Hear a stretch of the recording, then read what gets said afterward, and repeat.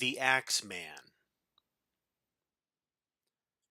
Of all the members of the Morag Tong I've spoken with, none disturbed me as much as Minas Toric.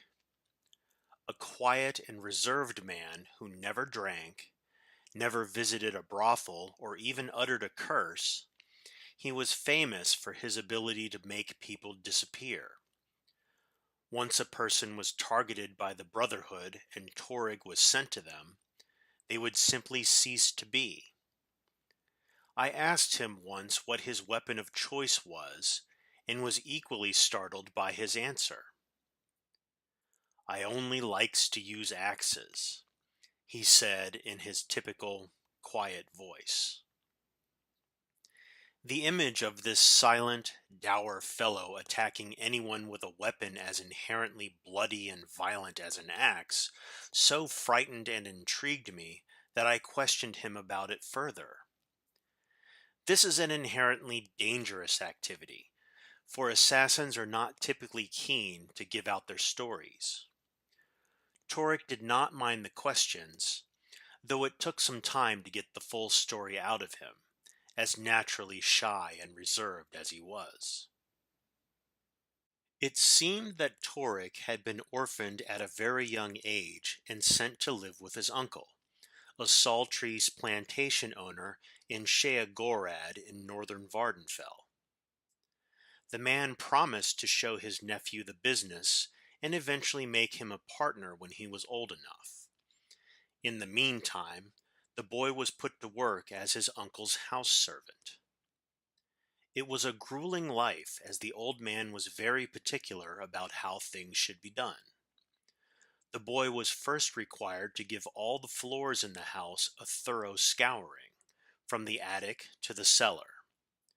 Whenever the floor was not clean to the uncle's satisfaction, which was frequent, Torek was thrashed and forced to begin again. The boy's second duty was to ring the bell that would bring the laborers into the house. This was done at least 4 times a day, once for each meal, but if his uncle had any news or additional instructions for the laborers, which he frequently did, the bell might need to be sounded a dozen times or more. It was a huge iron bell in the tower, and the boy quickly discovered that he had to throw his entire body into the motion of pulling the chain in order to have it sound loud enough to bring everyone in from the field. If he was tired and did not pull the back-breaking chain hard enough, his uncle was soon at his side to beat him until he rang the bell loud and clear. Torek's third task was dusting all the shelves in his uncle's vast library. As deep and old as the shelves were, he was required to work with a long, heavy duster on a rod. The only way that he could reach to the back of the shelves was to hold the duster at his shoulder and then swing it out in a sweeping motion. Again, if the uncle saw any dust left over, or felt that the boy was not working as hard as he ought to, the punishment was swift and severe. After several years, Minas Toric grew into a young man, but his job responsibilities were not increased. His uncle promised to teach him the business once Toric had demonstrated his mastery of his servile assignments. Divorced from any knowledge of any work other than his own, Toric never knew how badly in debt his uncle was, and how poorly the farm's yield was. In his 18th year, Toric was called into the cellar by his uncle. He thought that he had not done a good enough job scouring the floor down there, and was frightened of the beating to come. What he found, however, was his uncle packing his goods into crates. "I'm leaving Morrowind," he explained. "The business has gone sour, so I thought I'd try my luck running a caravan in Skyrim. I understand there's good money to be made, trading fake Dwemer artifacts to the Nords and Cyrodiils. I wish I could take you with me, my lad, but there won't be much need for scouring, bell pulling, and dusting where I'm going." But uncle, said Toric, I can't read.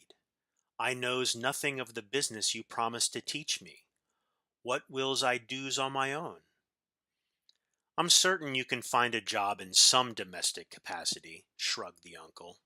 I've done my best with you. Toric had never stood up to his uncle before, and felt no anger, only a sort of coldness that gripped his heart. Among his uncle's possessions being packed away was an old heavy iron axe, allegedly of Dwemer manufacture. He picked it up in his hands and was surprised to find that it was not much heavier than his dusting rod. In fact, it felt very comfortable as he pulled it over his shoulder and swung it out as he had done so many times before. In this instance, however, he swung it into his uncle's right arm. The old man screamed with pain and rage, but for some reason, Toric didn't feel frightened anymore. He propped the axe against his other shoulder and swung it out again. It cut a swath across the old man's chest, and he fell to the floor. Toric hesitated before lifting the axe above his head. It was another natural position for him, like he was ringing a bell. Over and over again, he swung down as if he was calling the laborers in from the field, except that this time there was no sound except for a wet thump, and no laborers came in from the field. Of course, his uncle had sent them away hours before. After a time, there was nothing left of his uncle that couldn't be washed down the cellar drain. The process of cleaning up came easily to Toric as well. Blood scrubbed up much quicker than the usual grime and saltries flour that littered the cellar floor.